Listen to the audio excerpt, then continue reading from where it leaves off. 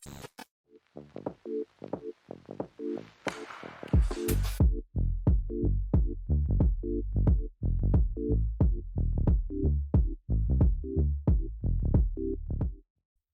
welcome back to my channel. My name is Debbie. I am the She in Sheality TV, and today I want to talk about Seeking Sister Wife, specifically the Merrifields and the Foleys. Let's start out with the Merrifields.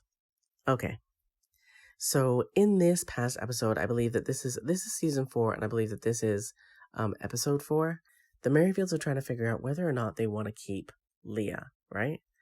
So Leah, it appears, has too much ambition for them. She says that she works 8 to 12 hours at the hospital, and Garrick is like, well, I think that's just too much time away from the family.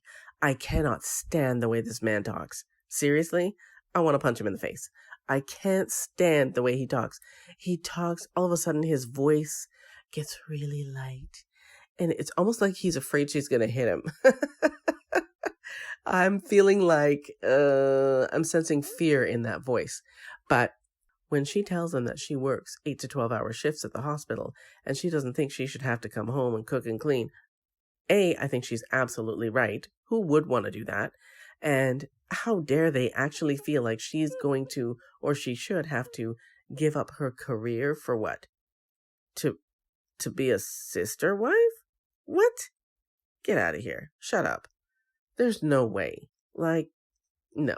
Just because, what's-her-nose, Danielle wants to stay home and play maid and washerwoman doesn't mean that Leah should have to. And Roberta, Roberta's useless. Like, what's she going to do with the job? She and Danielle will stay home and play maid and washerwoman and be each other's bosom buddies. But why on earth would Leah want to do anything less than what she's doing with her life now?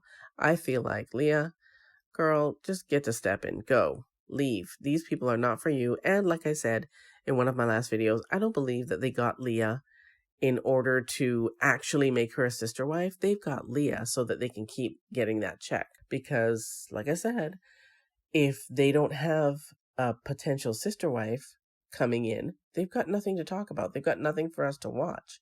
So why would they stay on the show? They got to make that money. So I don't feel like Leah's going to stay. Actually, I would say I'm positive. I would bet money that Leah is not going to stay. What's she got to stay for? What does she have to stay for? They're waving the red flags in her face like there is no tomorrow. In one scene, Garrick says that he spoke with Bert and she's not 100% on board with Leah. And she says that God said no. I'm sorry. I can't even get that out without laughing. She says God said no. Oh my God. I can't with these people.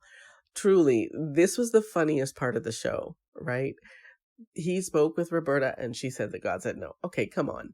Like, either Roberta she's playing the game and she's trying to get Garrick to believe that she believes the horseshit that he's feeding her about, oh, God wants us to do this, because we all know this ain't got shit to do with God.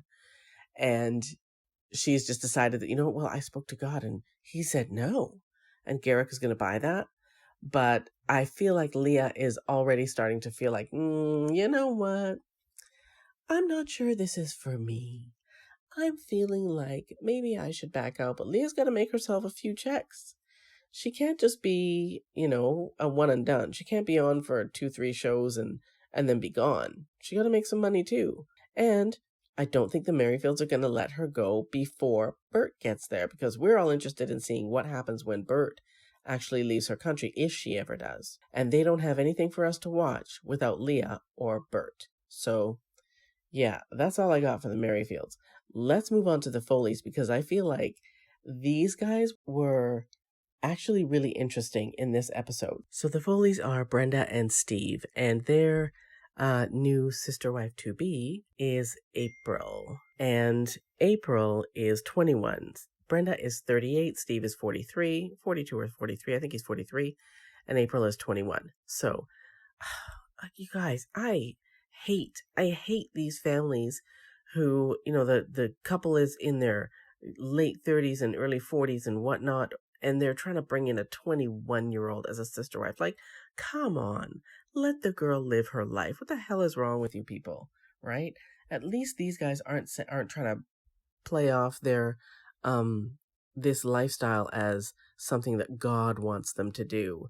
But Steve he seems to be all gung-ho on April, and Brenda is having some anxiety over bringing April into their so-called family. The way that she's putting her not wanting April to quote unquote come into her family, yes, I'm doing the air quotes, to be a part of their family, I can't stand this woman. Seriously? I'm thinking, bitch, you were in her position once upon a time. And now that you're not in her position anymore because Steve's first wife, okay, so Brenda was the second wife. Steve had a first wife. Brenda came in as the second wife. And the first wife couldn't handle it, and so she left. Now Brenda is getting a taste of how the first wife felt when she came along, right?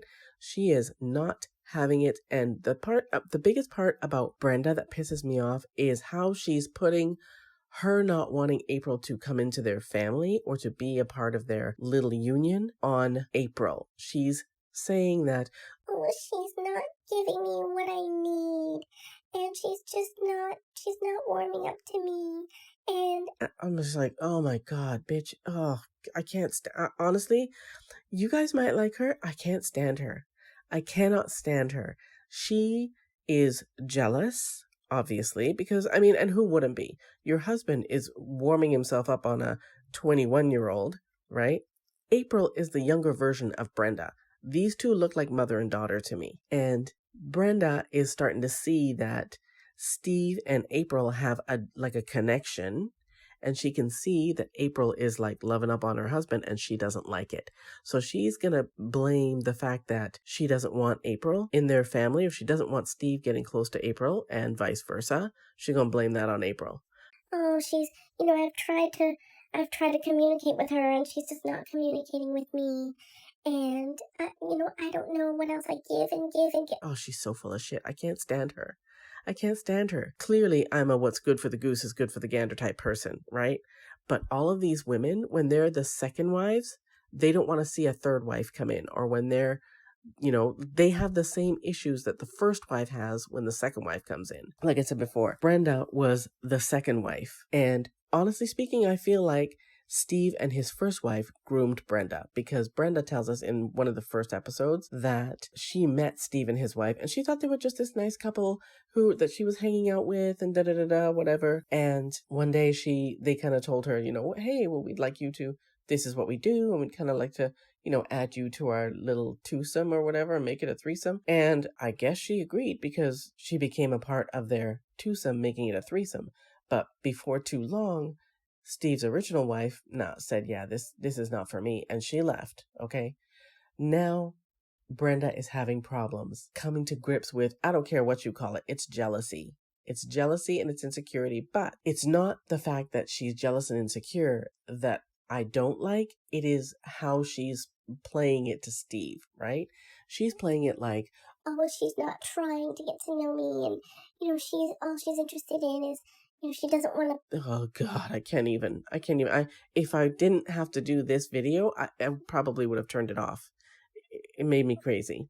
So, and Steve is trying to talk her into, let's talk through it. Let's, we can work it out. But I'm telling you, she's not having it. She doesn't want to talk through anything. She doesn't want to talk through it. She doesn't want to make peace with it. She does not want April to be a part of their union, because she said herself, when she first saw Steve, she thought he was hot, right? And then she ended up being a part of their family. So I'm not feeling this Brenda chick. I'm not at all. And Steve, typical man, wants to hop on top of a 21-year-old. I can't stand him either. But this show, I'm sorry. I'm ashamed to say that I'm addicted. I want to see what happens with these people. That's all I got for this episode of Seeking Sister Wife.